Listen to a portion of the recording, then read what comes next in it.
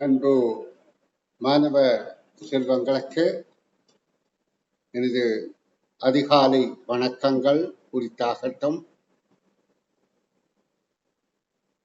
நாங்கள் திறமைந்து புலமைப்பரிசில் பரீட்சை வெற்றிகரமாக எதிர்கொள்வதற்காக இன்றைய வகுப்பில் ஈடுபட்டிருக்கிறோம். நாங்கள் இதில் ஒரு அரச பரீட்சையை எதிர்நோக்கி இருப்பதால் அரச பரீட்சை வினாக்களையே பார்ப்பது உகந்ததாக இருக்கும் என கருதி நான் உங்களுக்கு கடந்த கால அரச பரீட்சை தாள்களில் வினாக்களுக்கு விடைகாணும் விளக்கங்கள் வழங்கிக் கொண்டு அந்த வினாக்களை ஆதாரமாக கொண்டு எதிர்காலங்களில் எதிர்வரும் பரீட்சையில எதிர்பார்க்கக்கூடிய வினாக்களையும் ஆய்வு செய்து கொண்டிருக்கிறோம். இப்ப நாங்க காலக்கணிப்பு குறுகிய காலத்தை கடிகாரத்திலையும் நீண்ட காலத்தை நாட்காட்டியிலும் கணிக்கப்படும் என்பதை கருதி இருக்கின்றோம். இப்ப இதுவரை வந்த பரீட்சை வினாக்களை விட வித்தியாசமாக ஏதாவது வினா பெறக்கூடுமா என்றால் கடிகாரத்தை பொறுத்தவரையில முதலாவது குறுகிய கால கணிப்புல கடிகாரத்துல அந்த கோணங்கள், அதாவது மணிமுள் நிமிடமுள்ளுக்கு உட்பட்ட கோணங்கள் பற்றிய கேள்வி வந்திருக்கின்றன. அதாவது செங்கோணத்தில் அமைந்த நேரம் 3 மணி 9 மணி என்பதும், செங்கோணத்தை விட குறைந்த நேரம் செங்கோணத்தை விட குறைந்த நேரம் என்ற கேள்விகள் எல்லாம் வந்திருக்கின்றது. 3 நேரத்தை கண்டுவிட்டது. செங்கோணத்திலும் குறைந்த நேரம் எது என்பதை பற்றி கோணங்கள் சார்பான கேள்விகள் வந்திருக்கின்றது.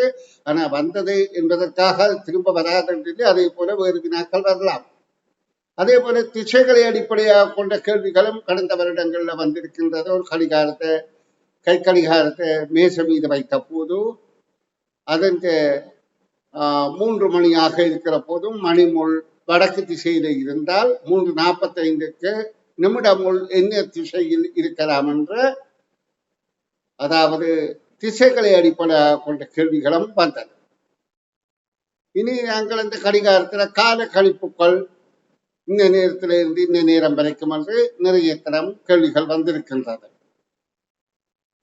அந்த வகையில நாங்கள் இனி எதிர்பார்க்கக்கூடியதாக இருக்கக்கூடியது என்பதென்றால், ஒரு கடிகாரத்துல மணிமுள்ளும் நிமிடமுள்ளும் ஒன்றன் மேல் ஒன்றாக, அதாவது தண்டம் ஒன்றாக நிற்கின்ற ஒரு 12 மணித்தியாலத்துக்கு எத்தனை தடவை அப்படி நிற்கலாம் என்பதும், அதே போல மணிமுள் நிமிடமுள் நேராக நிற்பது, எதிரெதிராக நிற்பது ஒரு 12 மணித்தியாலத்துக்கு எத்தனை தடவை இடம்பெறலாம் என்பதும் வரலாம். அப்ப அந்த வகையான கேள்விகளுக்கு விட காணும் விளக்கத்தை பார்த்து கொண்டு நாங்கள் தொடர்ச்சியாக கடந்த கால அரச பரீட்சை வினாக்களுக்கு விடை காணும் முயற்சியில் ஈடுபடுவோம். இப்பொழுது நான் உங்களுக்கு வைட் போர்டு எடுத்து அதில் இப்ப நான் எதிர்நோக்கக்கூடிய பரீட்சை வினா என்ற தகவலை விளக்கம் தந்து கொண்டு தொடர்ச்சியாக கடந்த கால அரச பரீட்சை வினாக்களுக்கு விடையளிக்கும் முயற்சியில் ஈடுபடுவோம். அதாவது நாங்கள் எவ்வளவுக்கு எவ்வளவு முயற்சி விஸ்தீரணமாக பரந்து எதிர்கொள்கின்றோமோ அந்த அளவு எங்களுடைய பெறுபேருக்கு அது சாதகமாக அமையலாம் என்பதை நீங்க கருத்தில கொள்ள வேண்டும் என நான் எதிர்பார்க்கின்றேன். அதாவது மாணவர்களே, இப்ப நாங்கள் இந்த பரீட்சையை வெற்றி கொள்ள வேண்டும் என்றால் எங்களுடைய முயற்சி, விடாமுயற்சி, தொடர்ச்சியான முயற்சி சிறப்பானதாக இருக்க வேண்டும். அந்த முயற்சி வெற்றியாக அமைவதற்காக நான் இப்பொழுது வைட் போர்டில் இந்த வருடத்தில் எதிர்பார்க்கக்கூடிய வினாவாக நான் சொல்வது என்னென்றால், ஒரு கடிகார முகத்தில, இப்ப நாங்க கடிகார முகத்தை எப்பவும் வட்டமாகத்தான் கருதுகின்றோம். காரணம் என்னென்றால் 360 பாகைகளை ஒரு வட்டமாக 360 பாகைகளுக்கு இடையில மணிமுள் நிமிடமுள் அமையும் என்ற கருத்தில கருதுகின்றோம். அப்ப முதல் உங்களை சொல்லிக்கூடன் கோணங்கள் சார்பானது, திசைகள் சார்பானது, காலக்கணிப்பு சார்பானது வந்துவிட்டது. இனி வரக்கூடிய வினாக்கள் எப்படியாக இருக்கலாம் என்றால், எதிர்பார்க்கிறது எப்படியும் வரலாம். எதிர்பார்ப்பது இந்த மணிமுள்ளும் நிமிடமுள்ளும் 12 மணியில இருந்துவிட்டு இப்படியாக ஒரு நாள் முழுக்க 12 மணித்தியாலம், இது 12 மணிக்கு கடிகாரத்தின் மணிமுள்ளும் நிமிடமுள்ளும் அமைந்துள்ள திசைதான் இது. இது 12 மணி. இப்ப மணிமுள்ளும் இங்கே நோக்கி இருக்கின்றது, சாரி நிமிடமுள் மணிமுள் 2 3ஆக இருக்கின்றது. 12 மணித்தியாலத்துல திரும்ப இவை எத்தனை தடவை ஒரே அடியாக ஒன்றுக்கு மேலே ஒன்று சந்திக்கும் என்றால் நிச்சயமாக 11 தடவைகள். ஆனா எல்லாரும் எதிர்பார்ப்பீங்க 12 தடவை என்று. இல்லை, அது அனுபடிக்கத்தான் அப்படி கேள்வியை கேட்பார்கள். 11 தடவைகள். என்ன காரணம் என்றால், இப்ப பாருங்க, இதுக்கு அடுத்ததாக இந்த கடிகாரம் 1 மணிக்கு போகின்ற போது ஒருக்கா சந்திக்கின்றது என்று வைத்துக் கொள்வோம். அந்த நேரம் நிமிடமுள் இங்கேதானே நிற்கும், இதுக்கு நேரதானே வந்திருக்கும். அப்ப முதல் நேரத்துல இருந்து 12 மணியில இருந்து அடுத்த நேரத்துக்கு அது நாங்கள் 13:05 என்று வைத்துக் கொள்வோம். அதாவது 1:05 13:05 என்ற நியம நேரமாக மாற்றி பார்த்தால் 1 மணி 5 நிமிடத்துக்கு பிறகுதான் அடுத்த தடவை செய்யும்.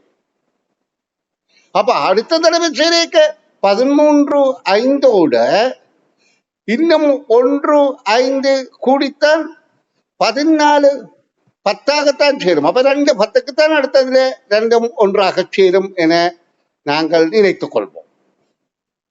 அப்ப அடுத்தது 3:15 சேருகின்றது என்றால், அதாவது ஒரு தடவைக்கு அடுத்த தடவை சேர்வதற்கு அதுக்கு 1 மணித்தியாலம் 5 நிமிடம் செலவாகின்றது. அப்ப எங்களுக்கு தெரியும் 12 மணித்தியாலத்துல, அதாவது 60 நிமிடப்படி நாங்க 12 60 12 பெருக்குவோமாக இருந்தால் 12 செய்வர் 6 10 72 720 நிமிடங்களுக்கு அது எத்தனை தடவை ஒன்றோடு ஒன்று சந்திக்கும் என்றால், இது நாங்க 760 இங்க 105 பகுத்தல் வேண்டும். ஏன் 1 மணி 5 நிமிடம் என்றுதான் சொல்லி இருக்கிறோம். அப்ப 720 நிமிடங்கள்ல 105 நிமிடங்களுக்கு 1 மணித்தியாலம் 60 நிமிடங்கள், 12 மணித்தியாலங்கள் 720 நிமிடங்கள். அதில 105 நிமிடங்களாக எத்தனை தடவை இது சந்திக்கின்றது என்றால் நாங்கள் 11 தடவைகள் என்ற விடையை அடைப்போம். இதே போலத்தான் பிள்ளைகள், இந்த காலத்துக்குள்ள கடிகார முட்களுக்கு இடையில, அதாவது எதிரெதிராக முட்கள் நிற்பது எத்தனை தடவை. இப்ப பாருங்க, இப்படியாக திரும்ப கடிகாரம் உள்ள கால்கள், இதுல முட்கள் மணிமுள் நிமிடமுள் எதிரெதிராக நிற்பது. இப்ப 12:30 என்றால் மேலே இப்படித்தான் கடிகாரமுள் நிற்கும். மணிமுள் 12 இருந்து 1 இடையில நிற்கும். நிமிடமுள் இப்படியாக நிற்கும். இப்படியாக எதிரெதிராக நிற்பத 12 மணித்தியாலத்திலே எத்தனை தடவை என்றால் அதற்கும் ஒன்றுக்கும் அடுத்ததுக்கும் இடையில 1 மணி 5 நிமிடம் செலவாகின்றபடியால் அதுக்கும் 11 தடவை என்பதை மட்டும் ஞாபகத்துல வைத்துக் கொண்டால் போதும். இதற்கிடையில இருக்கிற கோணங்களையோ அல்லது போன கழிப்புகள் எல்லாம் உங்களுக்கு அவசியம் இல்லை. ஏனென்றால் நீங்க 10 வயது சிறுவர்கள், உங்களை இப்படியான வினாக்கள் கேட்கக்கூடியதாக இருக்கலாம். சரி, இனி நான் உங்களுக்கு இதுவரையில 2013 இருந்து 11 வருட பரீட்சைத்தாள்களாக 2023 வரையில 2013 இருந்து 2023 வரையான அரச பரீட்சைத்தாள்கள், 23 வரையான அரச பரீட்சைத்தாள்கள், 11 வருட அரச பரீட்சைத்தாள்கள் பார்வையிட்டுக் கொண்டிருக்கிறோம். அந்த வகையில நாங்கள் இனி பார்க்க வேண்டியது 2018 இருந்து 2021 ஆண்டு 22 23 நான் முதல் பார்த்து விட்டேன். காரணம் என்னன்னு சொன்னால் அது அண்மைய பரீட்சைத்தாள் என்றபடியால் அதை முதல் பார்த்துட்டு பிறகு 2013 இருந்து போய்கொண்டிருக்கிறோம். இப்ப 2018 வந்த கேள்வி ஒன்றை பார்ப்போம். 2018 2 வினாக்கள் காலக்கணிப்பு சார்பாக வந்தது. அதுல ஒரு வினா எப்படி வந்தது என்றால், இப்படியாக ஒரு மெழுகுவர்த்தியை தந்துவிட்டு, மெழுகுவர்த்தி ஒன்று இப்படியாக தந்துவிட்டு, இந்த மெழுகுவர்த்தி 6ஆக பிரிக்கப்படுகின்றது. சம பாகங்களாக 6ஆக பிரிக்கப்பட்டு, இதுல ஒரு எரியும் மெழுகுவர்த்தியின் உயரம் அது கொளுத்தப்பட்ட கருத்திலிருந்து எடுத்த நேரத்துடன் மாறும் விதம் கீழே காட்டப்படுகின்றது. அதாவது எரியும் கணம் இது ஆரம்பிக்கின்ற நேரத்தில் இருந்து 5 நிமிடத்துக்கு பிறகு ஒரு கட்டம் எரிந்து விட்டது. அடுத்தது 5 கட்டம் இருந்தது. 10 நிமிடத்துக்கு பிறகு இன்னும் ஒரு கட்டம் எரிந்து 4 கட்டம் இருந்தது. 15 நிமிடத்துல இன்னும் ஒரு கட்டம் எரிந்து 3 இருந்தது. 20 நிமிடங்கள்ல இன்னும் ஒரு கட்டம் எரிந்து 2 கட்டம் இருந்தது. பின்பு கேட்கப்பட்டது என்னென்றால், இந்த 2 கட்ட மெழுகுவர்த்தி எவ்வளவு நேரம் ஒளிரும் என. இன்னும் மேலதிகமாக எவ்வளவு நேரம் ஒளிரும். அப்ப எங்களுக்கு தெரியும் 5 5 10 நிமிடம் என்பது அந்த கேள்விக்கான விடையாகும். இதே போல அந்த வருடத்தாள்ல 35வது வினாவாகவும் ஒரு காலக்கணிப்பு சார்பான வினா வந்திருந்தது. அதாவது ஒரு அனர்த்தம் காரணமாக பாடசாலை மே மாதம் 14ஆம் தேதி மூடப்பட்டு, சனி ஞாயிறு உட்பட 9 நாட்களுக்கு மூடப்பட்டு, பிறகு திறக்கப்பட்ட நாளை வினாவாக கேட்கப்பட்டது. அதாவது மே மாதம் 14ஆம் தேதி திங்கட்கிழமை மூடப்பட்டது. ஒரு அனர்த்தம் காரணமாக 9 தினங்கள் மூடப்பட்ட பின் திறக்கப்பட்ட தினம் யாது என்ற கேள்வி கேட்கப்பட்டது. இப்ப இதுல நாங்கள் கவனத்தில் கொள்ள வேண்டியது என்னென்றால், 9 தினங்களை பார்க்கறது எங்களுக்கு இதுல பிரச்சனை இல்லை. திறக்கப்பட்ட தினம் என்றால் 9 தினங்களுக்கு அடுத்த 10வது தினம்தான் கேள்வியில விடையாக எதிர்பார்க்கப்படுகின்றது. அப்ப இந்த சூக்ஷ்மங்கள் புரிஞ்சாதான் நாங்க சரியா விடை அளிக்கலாம். 9 தினங்கள் சனி ஞாயிறு உட்பட பாடசாலை மூடப்பட்டிருந்தாலும் திறக்கப்பட்ட தினம் என்றால் அது 10வது நாளாகத்தான் இருக்கும். அப்ப நாங்க மே 14 திங்கள்ல இருந்து இன்னும் 7 கூட்டினால், இதோடு 7 கூட்டினா அடுத்த திங்கள் வரும். அதாவது 21ஆம் தேதி திங்கள். மே மாதம் 21ஆம் தேதி திங்கட்கிழமை வருகின்றது. அதுவரையில எத்தனை நாள் என்று பார்த்தால், திங்கள்ல இருந்து திங்கள் வரைக்கும் 8 நாட்கள். ஆனா அடுத்த திங்கள் என்றால் அதுக்கு பிறகு 7 நாள் தான். ஏன்? செவ்வாயில இருந்துதான் அது கணக்கெடுப்படும். செவ்வாயில இருந்து திங்கள். இது திங்கள்ல இருந்து திங்கள் என்றபடியா 8 நாள். இங்கே 9 நாள் என்றபடியா இது 8 நாள் என்றபடியால் 9வது நாள் 10வது நாள் தான் எங்களுக்கு கேள்விக்கு விடையாக அமைதல் வேண்டும். அப்ப இது செவ்வாய், இது புதன்கிழமை. அப்ப 10வது நாள் புதன்கிழமை. இப்ப எங்களுக்கு திகதி பார்க்கிறதா இருந்தால் 22, 22, 23ஆம் திகதி என்பது விடையாக வரும். அப்ப 23ஆம் திகதி புதன்கிழமை என்பது கேள்விக்கான விடை ஆகும். நாங்கள் இதே போல 2019ஆம் ஆண்டு அரச பரீட்சை கால அதுல ஒரே ஒரு வினாத்தான் இருந்தது. அந்த வினாவை பார்ப்போம். ஒரு வாரத்துல தொடர்ச்சியாக 3 தினங்கள் பாடசாலைகள் மூடப்பட்டிருந்தது. அதுல நிச்சயமாக சந்தேகமின்றி மூடப்பட்டிருந்த ஒரு நாளாக கருதப்படுவது எது என்று கேட்கப்படுகின்றது. இந்த பெயர்களை செட் பண்ணுறவரை நான் ரிமூவ் பண்ணுவது வழக்கம். இதுல சுதர்ஷன் என்கின்ற மாணவர் பேரை செட் பண்ணி இருக்கிறார். அவரை ஒரு நிமிடம் மெனக்கெட்டு ரிமூவ் பண்ணிட்டு வருகின்றேன். காரணம் என்னென்றால், வகுப்புக்கு அவர்கள் இடையூறானவர்கள் என்பதை கருத்தில் கொண்டு அந்த சுதர்ஷன் என்கின்ற மாணவரை ரிமூவ் பண்ணிவிட்டு உங்களுக்கு நான் வகுப்பை தொடர்ச்சியாக செய்கின்றேன். காரணம் என்னென்றால், வகுப்பு இடையூறாக இருக்காம இந்த 10 வயது பிள்ளைகள் தங்களை பழக்கிக் கொள்ள வேண்டும் என்பதை நான் எதிர்பார்க்கின்றேன். சரி பிள்ளைகள், இப்ப வினாவுக்கு வருகின்றேன். 2019ஆம் ஆண்டு கேட்கப்பட்ட கேள்வி, ஒரு தொடர்ச்சியாக 3 தினங்கள் பாடசாலை மூடப்பட்டால் அதில் நிச்சயமாக சந்தேகமின்றி மூடப்பட்ட தினம் யாது என்று கேட்கப்பட்டபடியால் நாங்கள் அதுக்கு விடை காணும் விளக்கத்துக்கு போவோம். அதாவது தொடர்ச்சியாக ஒரு வாரத்துல திங்கள்ல இருந்து வெள்ளி வரைக்கும் பாடசாலை நடந்து கொண்டிருக்கிறது. 3 நாள் 3 நாள் பாடசாலைக்கு வர முடியவில்லை, மூடப்பட்டதெல்லாம் வர முடியவில்லை. அதுல நிச்சயமாக அவன் வராத நாள் எது என்று கேட்கப்படுகின்றது. அதாவது திங்கள், செவ்வாய், புதன், வியாழன், வெள்ளி தொடர்ச்சியாக 5 நாள் பாடசாலை நடக்குது. மோகன் 3 நாள் பாடசாலைக்கு வரையில்லை. இந்த 5 நாட்கள்ல எது சந்தேகம் என்று நிச்சயமாக அவன் பாடசாலைக்கு வராத நாள் என்ற கேள்விக்கு நாங்கள் விடையளிப்பதற்கு ஒன்றில் அவன் இந்த 3 நாளும் வராம இருந்திருக்கலாம், அல்லது இந்த 3 நாள் வராம இருந்திருக்கலாம், அல்லது இந்த 3 நாள் வராம இருந்திருக்கலாம்.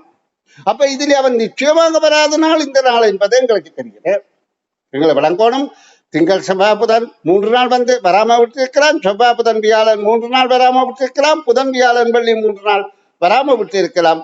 நிச்சயமாக அவன் வராத நாள் புதன்கிழமையாக இருக்கலாம் என்பது எங்களுக்கு தெளிவாகின்றது. இனி 2020ஆம் ஆண்டு நடைபெற்ற கேள்விகளை பார்வையிடுவோம்.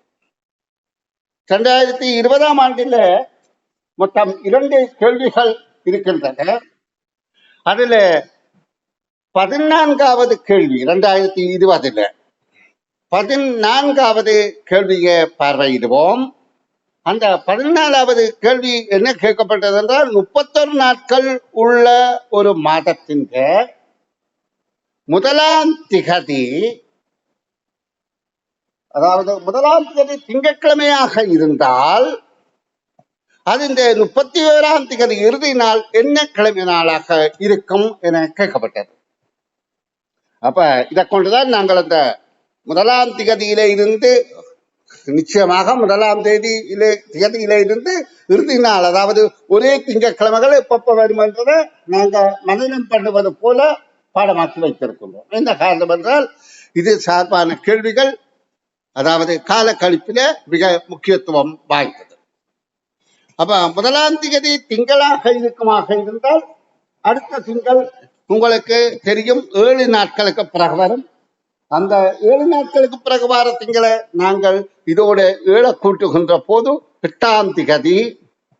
அடுத்தது 7 நாட்களுக்கு பிறகு வரும், அப்ப 15ஆம் திகதி. அடுத்தது 7 நாட்களுக்கு பிறகு வரும் 22ஆம் திகதி. அடுத்தது 7 நாட்களுக்கு பிறகு வரும் 29ஆம் திகதி. அப்ப எங்களுக்கு தெரிகின்றது 29ஆம் தேதி திங்கட்கிழமை ஆக இருந்தால் 30 செவ்வாய், 31 புதன்கிழமை. அப்ப கேள்விக்கான விடை புதன்கிழமை. அப்ப பாருங்க, காலக்கணிப்பு எவ்வளவு இலகுவானதாக இருக்கின்றது. அப்ப 1, 8, 15, 22, 29 ஒரே கிழமை நாளாக இருக்குமாக இருந்தால் எங்களுக்கு இந்த மாதாந்த காலக்கணிப்புகளை இலகுவாக கண்டுகொள்ளக்கூடியதாக இருக்கின்றது. இப்ப நாங்கள் மாதாந்த கலண்டரை பார்க்கிற போது எங்களுக்கு தெரிகின்றது, மாதாந்த கலண்டர்ல அதாவது 5 நிறைகள் இருக்கும். இப்படியாக 5 நிறைகள் இருக்கும். 2, 4, 5. சரி, நிறைகள் 7 இருக்கும். அதாவது ஏன் 7 இருக்கின்றது? 7 தினங்கள் இருக்கின்றது. திங்கள்ல இருந்து ஞாயிறு வரைக்கும் 7 தினங்கள் இருக்கின்றது. அதாவது திங்கள், செவ்வாய், புதன், வியாழன், வெள்ளி, சனி, ஞாயிறு 7 தினங்கள் இருக்கின்றது. இந்த 5 வாரங்களும் எந்த ஒரு மாதத்திலையும் பூரணமாக மாட்டாது. ஏனென்றால் 7, 5, 35 அல்ல ஒரு மாதத்துல உள்ள நாட்கள். 7, 5, 35, 7, 5, 35 அல்ல, 31, 30, 29, 28 தான் மாதத்துல உள்ள நாட்கள். அப்ப 31 4 நாள் எங்கேயோ இல்லாம இருக்கு. சில பல இங்க 2 இல்லாம இருக்கலாம், இங்க 2 இல்லாம இருக்கலாம், அல்லது தொடர்ச்சியாக எங்காவது. ஏன் மாதம் தொடங்குற நாளை பொறுத்துதான் அந்த முன்னுக்கு வாரதா அமைந்தால் பின்னுக்கு வாரதா அமையும். அப்ப 31 நாள் என்றால் எங்களுக்கு தெரியும், இதுல 2 நாள் இல்லை, இதுல 2 நாள் இல்லை. இந்த 5 வாரங்கள்ல முதல் வாரம் புதன்ல இருந்து ஞாயிறு வரைக்கும். ஆனா வாரம் என்றால் புதன்ல இருந்து செவ்வாய் வரைக்கும் தான் முதல் வாரம். அடுத்த வாரம் புதனிலை இருந்து அடுத்த செவ்வாய் வரைக்கும், அடுத்த வாரம் அடுத்த புதனிலை இருந்து அடுத்த செவ்வாய் வரைக்கும், அதுக்கு அடுத்த வாரம் அடுத்த செவ்வாயில இருந்து புதன் வரைக்கும், அடுத்ததும் செவ்வாயில இருந்து பாருங்க 4 வாரங்கள் என்றால் 31 நாட்கள் என்றால் இங்க இது வரைக்கும் வரும். சாரி, அதாவது செவ்வாயில இருந்து புதன் வரைக்கும், அதாவது இந்த வாரத்துல இது செவ்வாய் வரைக்கும் வந்த பிறகு இந்த 2 நாளும் மேலதிகமாக இருக்கின்றது. 3 நாள். என்ன காரணம் என்றால் இந்த 2 நாளும் வந்த உடனே இந்த 2 நாளும் தான் இருக்க வரும், அந்த 3 நாளும் மேலதிகமாக இருக்கிறது. இது ஒரு கிழமை நாளாக இருக்கும், இது இல்லாத நாள். இந்த 3 நாளும் வருவேன்.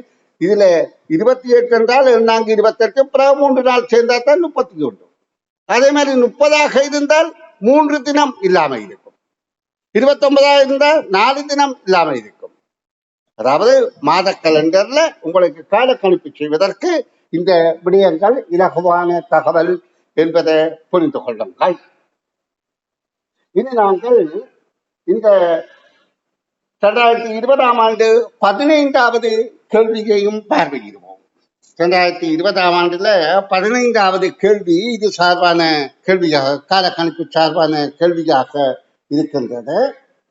அந்த கேள்வியில சேகர் என்பவர் அதிகாலையிலே 6 மணிக்கு எழுந்து, அதாவது கால அவகாசத்தை கேட்கிற கேள்வி முதல்ல கேட்கப்படுகின்றது. சேகர் என்பவர் அதிகாலை 6 மணியில இருந்து நண்பகல் 12 மணி வரை ஒரு கடமையை செய்கின்றார். பிறகு சொல்லப்படுகின்றது ஸ்ரீ சேகர்.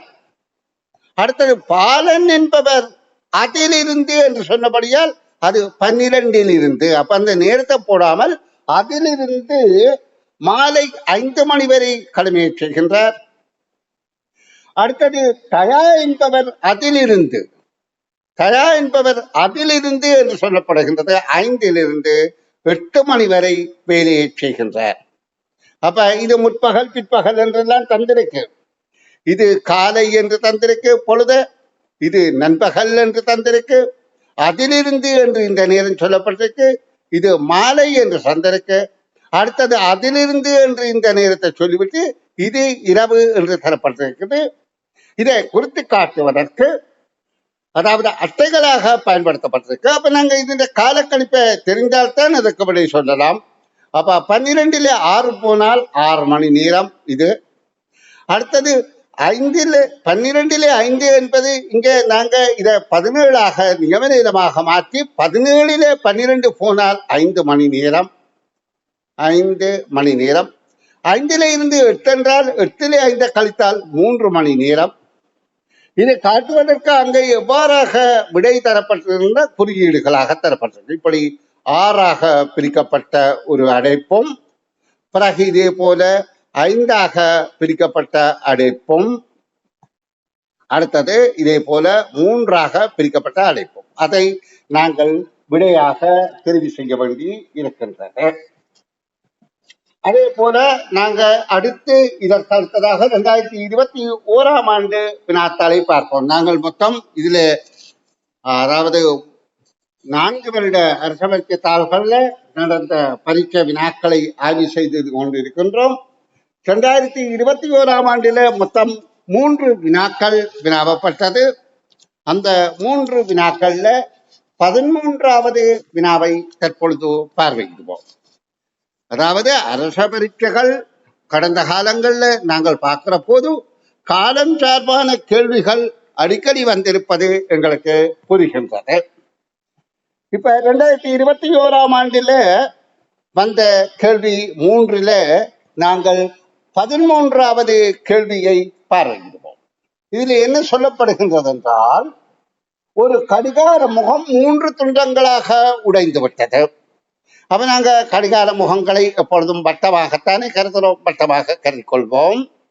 இது 3 துண்டங்களாக உடைந்து விட்டது. இவற்றில் ஒரு துண்டில் 8, 9, 10, 11, 12 ஆகிய எண்கள் என்பவற்றை காணக்கூடியதாக இருந்தது. இன்னொரு துண்டில் இருந்த இலக்கங்களின் கூட்டுத்தொகை 12 ஆகும்.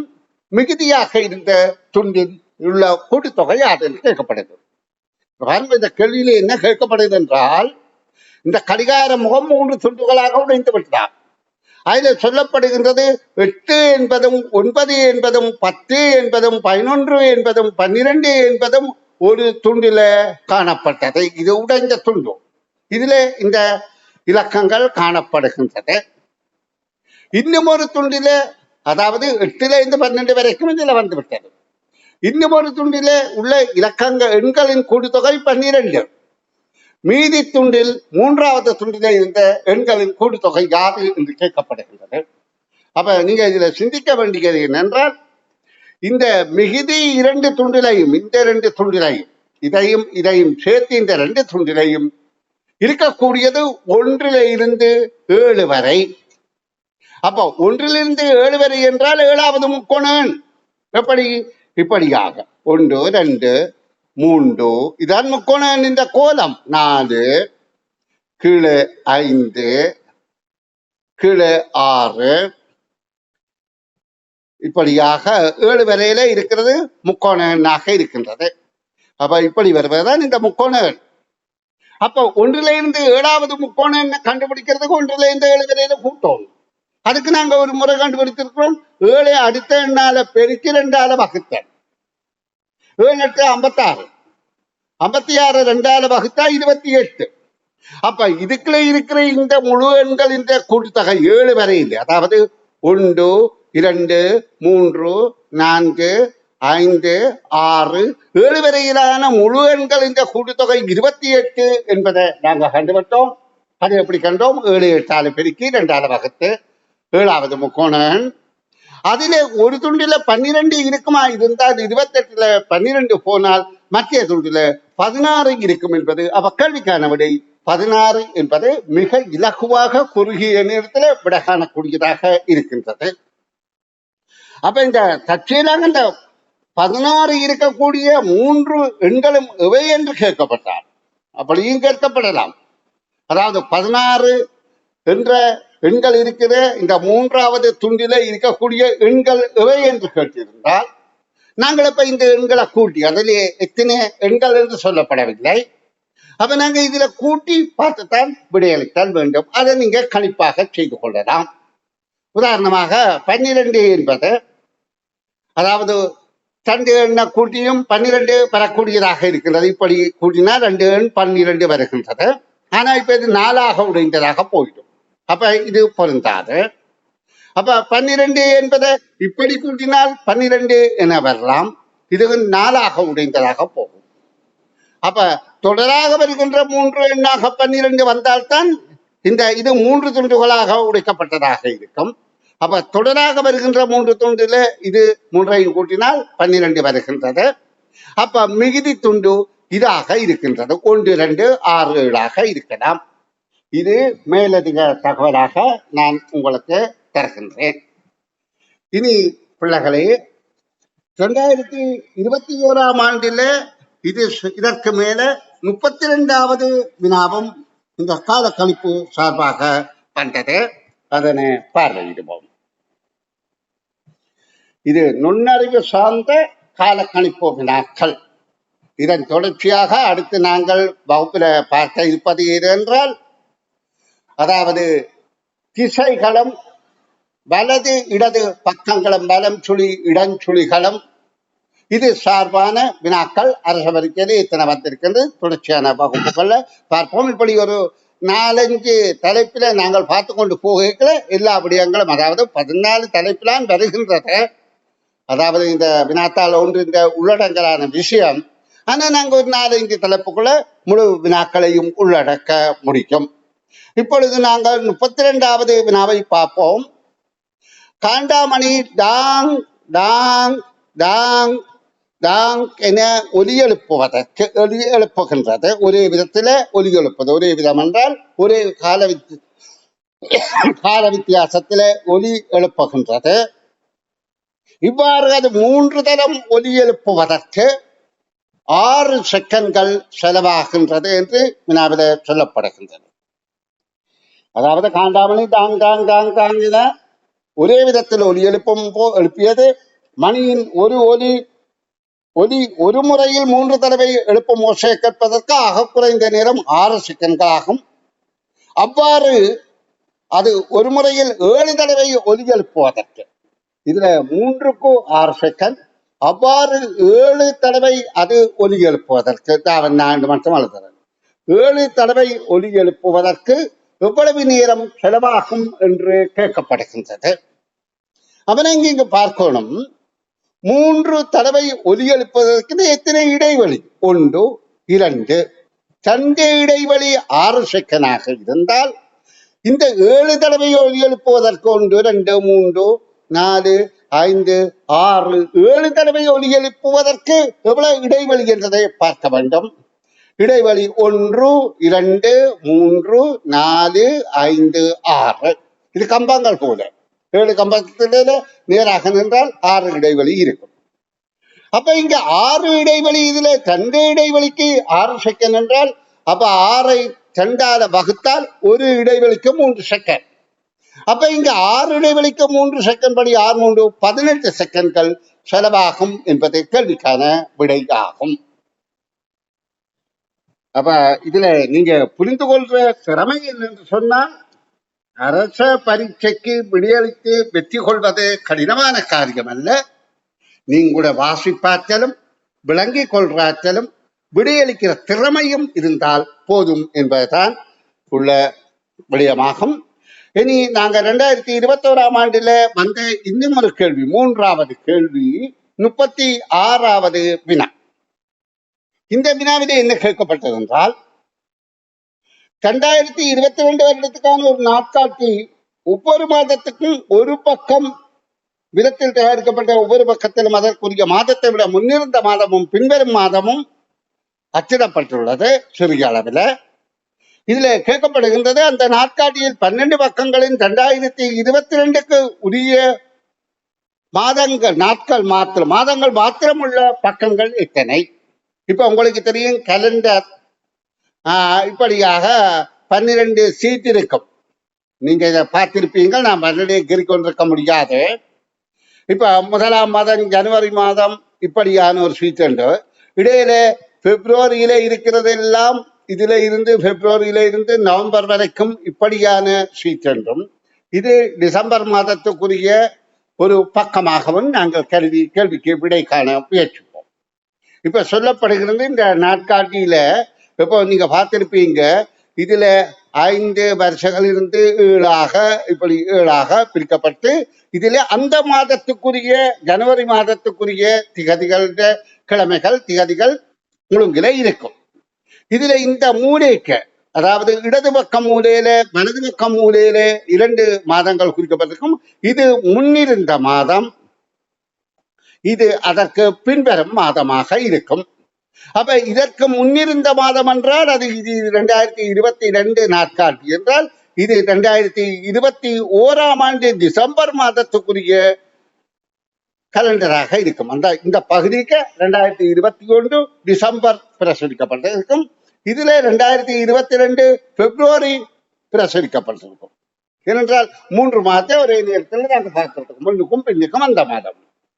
இதுகளில் எல்லாம் அந்தந்த மாதம், அதாவது இதுல பிப்ரவரி என்றால் இங்க ஜனவரி இருக்கும், இதுல மார்ச்சா இருந்தால் இங்க பிப்ரவரி இருக்கும். இந்த மாதிரி அந்த வருடத்துக்குரியது இந்த 10 சீட்லயும் இருக்கும். இங்க 12 சீட்ல முதலாவது சீட், இது 10 சீட், இது 12வது டிசம்பர் மாதத்துக்குரிய சீட். இந்த டிசம்பர் மாத சீட்ல இதுல 2022 நவம்பருக்குரியது இருக்கும். இந்த பகுதியில அடுத்த வருடம் 2023 ஜனவரிக்குரியது இருக்கும். இப்ப கேள்வி என்ன? அந்த வருடத்துக்குரிய பக்கங்கள் உள்ள சீட்டின் எண்ணிக்கை யாது என்றால் 10 என்பது கேள்விக்கான விடை ஆகும்.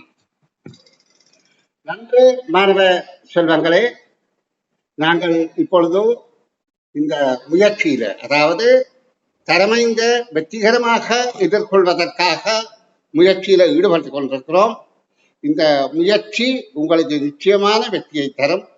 அதிகால வேளையில 10 வயது குழந்தைகள், ஆனா நீங்க எதிர்நோக்குறது உங்களோட வாழ்க்கையை நிர்ணயிக்க போற பரீட்சை. இது 10 வயது குழந்தைக்குரிய பரீட்சை அல்ல. குழந்தைகளுக்கு தான் நடக்குது, சிறுவர்களுக்கு தான் நடக்குது. ஆனா உங்களுடைய எதிர்காலம் என்ன, ஒவ்வொருவருக்கும் ஒவ்வொரு எதிர்காலம் இருக்கின்றது. அப்ப உங்களுடைய எதிர்காலத்தை நிர்ணயிக்கிற பரீட்சையாக இருக்கின்றது.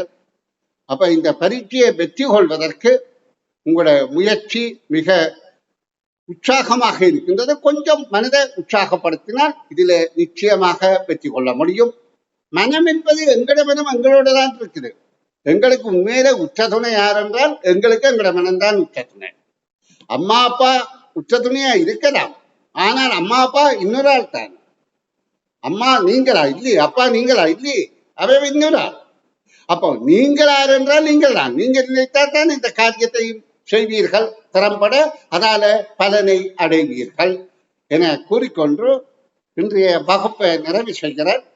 நாளைய வகுப்பிலிருந்து கடந்த கால அரச பரீட்சை தாள்கள்ல நாங்க பார்க்க போற விடயங்கள் என்னென்றால், அதாவது வலஞ்சொலி இடஞ்சொலி திசைகள் அது சார்பான தொடர்ச்சியான கடந்த கால அரச பரீட்சை தாள்களும் எதிர்பார்ப்பு வினாக்களையும் உங்களுக்கு தருவதற்கு முயற்சி செய்வேன். நன்று. நாளைய தினம் சந்திப்போம்.